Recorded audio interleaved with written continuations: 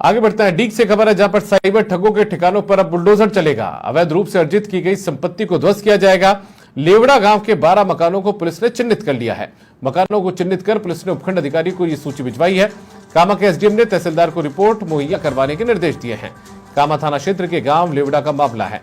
तो एक बड़ी खबर आपको बता दें जो कि डीग से मिल रही है, जहां पर डीग के अंदर जो साइबर ठग है उनकी संपत्तियों पर अब बुलडोजर चलेगा, उन्हें ध्वस्त किया जाएगा।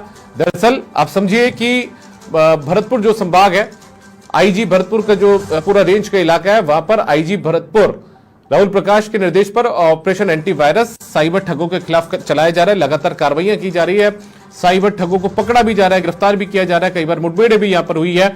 कई बार पंचायत बुलाकर समझाइश भी पुलिस ने की है, खुद आईजी भी मौजूद रहे। लेकिन इसी बीच साइबर ठगों के ठिकानों पर बुलडोजर चलाने के लिए भी पुलिस तैयार हो चुकी है। अवैध रूप से इन्होंने जो भी संपत्ति अर्जित की है उनको ध्वस्त अब बुलडोजर की मदद से किया जाएगा, यानी कि पीला पंजा इन पर चलेगा। लेवड़ा गांव जो पड़ता है डीग जिले के अंदर, वहां के 12 मकान पुलिस ने चिन्हित कर लिए हैं। इन मकानों को चिन्हित करके पुलिस ने उपखंड अधिकारी यानी कि एसडीएम को सूची भिजवा दी है और अब कामा के एसडीएम ने तहसीलदार को रिपोर्ट मुहैया करवाने के निर्देश दिए हैं। कामा थाना क्षेत्र के गांव लेवड़ा में अब जो ये बुलडोजर है वो चलने वाला है। 12 मकान यानी कि 1 दर्जन मकान जो है वो चिन्हित किए गए हैं। इन 1 दर्जन मकानों पर पुलिस अब अपना बुलडोजर चलाने की तैयारी में है। रवि कुमार हमारे संवाददाता ज्यादा जानकारी के साथ जुड़ चुके हैं। रवि, ऑपरेशन एंटीवायरस चल ही रहा है, लगातार धरपकड़ भी इन साइबर ठगों की चल रही है, लेकिन अब इनकी कमर तोड़ने के लिए, आर्थिक रूप से कमर तोड़ने के लिए अब इनकी संपत्तियों पर बुलडोजर चलाने की कोशिश, तैयारी पुलिस कर रही है। क्या ज्यादा जानकारी?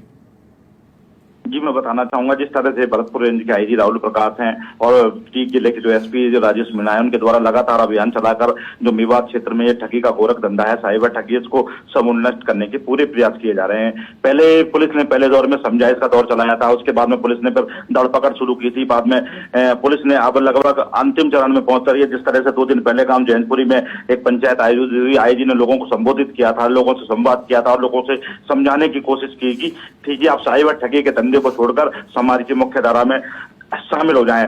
तो आईजी ने यह भी कहा था कि मैं चाहता हूं कि मेवात क्षेत्र के जो नौनिहाल है वो ठगी के धंधे को छोड़कर डॉक्टर इंजीनियर बने। ठीक उसी दिशा में पुलिस काम कर रही है। साइबर ठगी से जुड़े हुए जो लोग हैं, जो उनकी अब मुसीबत बढ़ने वाली है। जिस तरह से पुलिस का रवैया देखने को मिल रहा है, तो लगभग अब फाइनल दौर में पहुंच चुका है। पुलिस अब उनके मकानों को ध्वस्त करने की पूरी तैयारी कर चुकी है। जो कामा थाना पुलिस है, इसके अलावा जो डीग जिले के मेवात क्षेत्र में जहां ठगी का धंधा ज्यादा है, वहां के थानों की पुलिस ने जो साइबर ठग है उनको चिन्हित कर लिया, उनकी सूची बना ली है।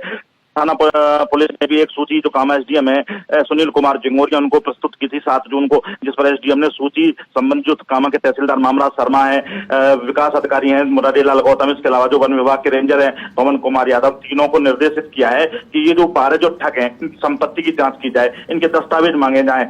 अगर ये गलत है तो इनको ध्वस्त किया जाएगा। निश्चित रूप से ये जो मकान है, जिन 12 ठगों को चिन्हित किया गया है, लेवड़ा गांव के रहने वाले हैं और ये सारे के सारे मकान पहाड़ की तलहटी में बनाए हुए हैं, यानी कि गांव से बाहर है, पहाड़ की तलहटी में कहीं ना कहीं या तो पहाड़ की जमीन है या फिर वन विभाग की जमीन है। तो अब जो वन विभाग के रेंजर है पवन कुमार यादव है, तहसीलदार मामराज शर्मा है, विकास अधिकारी जो भी मुरारी लाल गौतम है, अब इस संपत्ति की जांच कर रहे हैं। उनको नोटिस जारी किया गया है, उनसे जवाब मांगा गया है कि आपने ये मकान बनाए हैं, पहाड़ की तलहटी में बनाए हैं या जहां भी बनाए हैं, उनसे दस्तावेज प्रस्तुत करें, या अगर आपने कहीं किसी संस्था से पट्टा लिया तो वो प्रस्तुत करें, जिससे आपके जो निवास है उनको वैध घोषित किया जाता है। अन्यथा प्रशासन उनको वैध तो घोषित कर ही चुका है। जल्द ही 1-2 दिन में प्रशासन का पीला पंजा चलेगा और ये जो 12 ठग चिन्हित किए गए हैं पहले दौर में लेवड़ा गांव के, इनके मकानों को नेस्तनाबूद पुलिस द्वारा किया जाएगा। और पुलिस द्वारा लगातार कोशिश है कि ठगी के जो साइबर ठग है इनकी पूरी तरह से कमर तोड़ कर रख दी जाए और ये ठगी का जो धंधा है इसको समूल किया जा सके, क्योंकि इस धंधे ने क्षेत्र का नाम देश में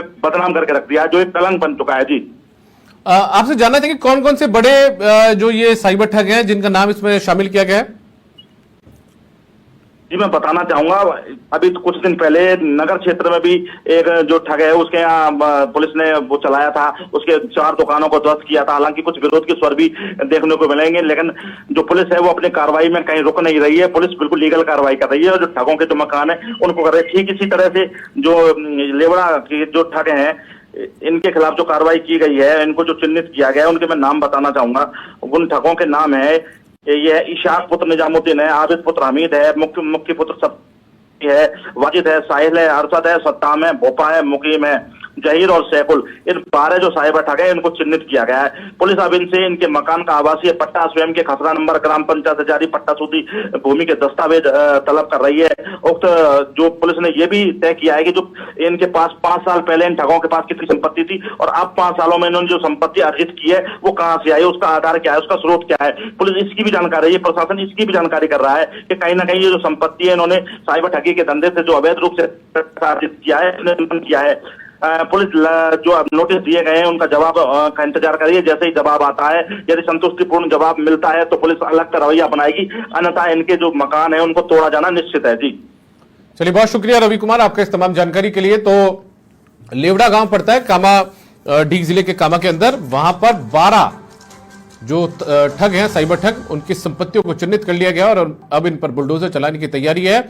एसडीएम को पूरी की पूरी जो सूची है वो यहां पर सौंप दी गई है पुलिस की तरफ से और अब एसडीएम यानी कि उपखंड अधिकारी कामा की तरफ से तहसीलदार को इसकी जांच रिपोर्ट भेजने के निर्देश दिए गए हैं।